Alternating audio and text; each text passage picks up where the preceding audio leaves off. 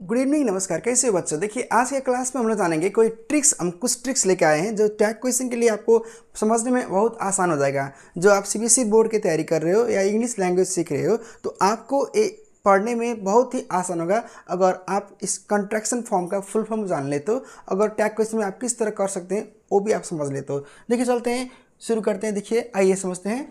Crucial concept लेकर आए हैं आज with contraction form of the verb in tag question. देखिए, समझते हैं। अगर इज नॉट को आपको बताएं तो इज नॉट को हम लोग यूज़ करेंगे इजंट कहकर।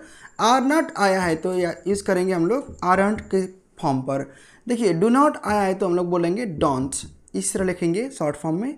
डिड नॉट आया है तो आप मत बोलेगा डिडंट, इसका हम लोग बोलेंगे डिंट, यानी कि डोंट और डिंट, याद रखिएगा।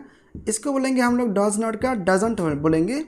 वाज नॉट आया है तो क्या बोलेंगे हम लोग, याद रखो, वाजंट। वेयर नॉट आया है तो हम लोग क्या बोलेंगे, वेरंट, याद रखिए, वेरंट। हैव नॉट आया है तो क्या करेंगे हम लोग, हैवंट।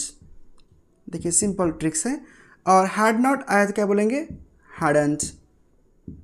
हैज़ नॉट आया है तो क्या बोलेंगे, हैजंट। हालांकि जो ए आप देख रहे हो ये हैव नॉट, हैड नॉट और हैज़ नॉट उसी वक्त आएगा अगर इसके पास वाला जो भाव होता है अगर पास्ट पार्टिसिपल फॉर्म यानी कि V3 में आएगा। अगर एक्सिलरी भाव के साथ में आता है यानी कि अगर हैव, हैड, हैज़ अगर एक्सिलरी भाव के रूप में आता है तो इसके पीछे वाला भाव हमेशा ही V3 होना ही चाहिए। अगर हैव, हैड और हैज़ बस सिंगल आया है, इसके पीछे कोई भी भाव नहीं आया तो इसको हम बोलेंगे मेन भाव के जरिए, यानी कि हैव हो गया डू, हैड हो गया डिड और हैज़ हो गया डज। इस तरह हम लोग काम करेंगे। देखिए, आगे बढ़ेंगे। कैन नॉट, ये हो गया मतलब कैंट, इसको हम लोग बोलेंगे कैंट। विल नॉट को हम लोग बोलेंगे वांट। अगर कोई बच्चे लिख रहे हो कि विल नॉट लिख रहे हो, इस तरह लिख रहे हो तो इसको बोलेंगे हम लोग रॉन्ग, ये हम लोग नहीं लिख पाएंगे।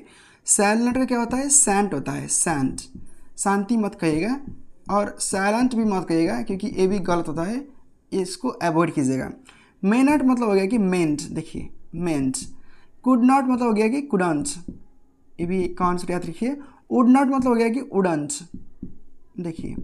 शुड नॉट का हो गया शुडंट।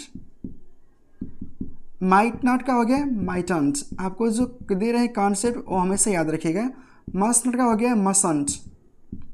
नीड नॉट का हो गया नीडंट, देखिए इसको हमेशा याद रखिएगा, नीडंट।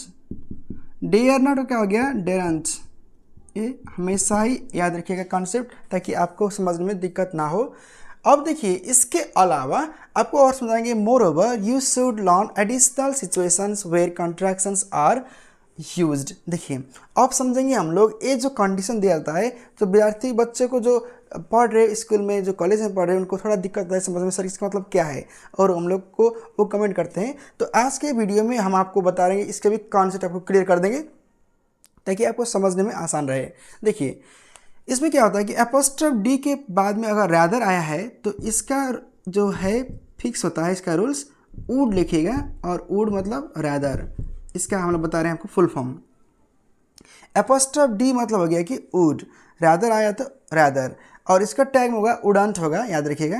एपोस्ट्रोफ डी और V1 मतलब बेस वर्ब आया है तो समझ लीजिएगा ये भी क्या हो गया, वुड, क्योंकि मॉडल वर्ब के बाद में हमेशा ही V1 ही आता है।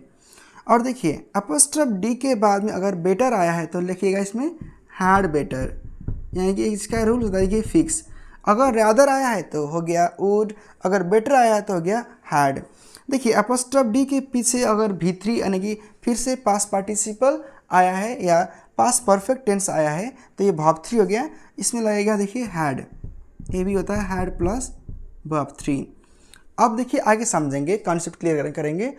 एपोस्ट्रोफ एस के बाद में अगर V3 यानी कि फिर यहाँ पे पास्ट पार्टिसिपल और प्रेजेंट परफेक्ट बोल सकते हैं इसको, अगर एपोस्ट्रोफ एस के बाद में V3 आया तो इसको हम बोलेंगे हैज़ प्लस V3।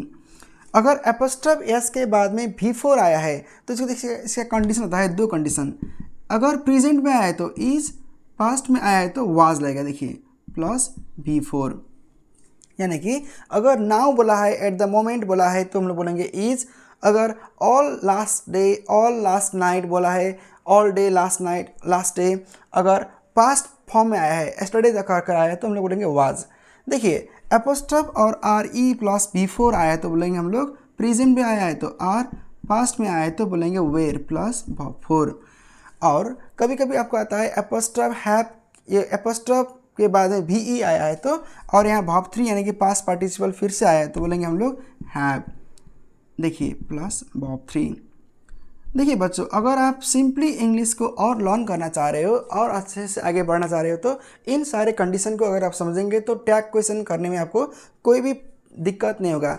और हम और भी ट्रिक्स लेकर आएंगे और इसी वीडियो के डिस्क्रिप्शन में रख देंगे इसका मेरा जो ब्लॉग स्पॉट बना है टैग क्वेश्चन के लिए, वो उसका लिंक भी रख देंगे ताकि आप आसान से उसको पढ़ सकेंगे और समझ सकेंगे विथ एग्जाम्पल।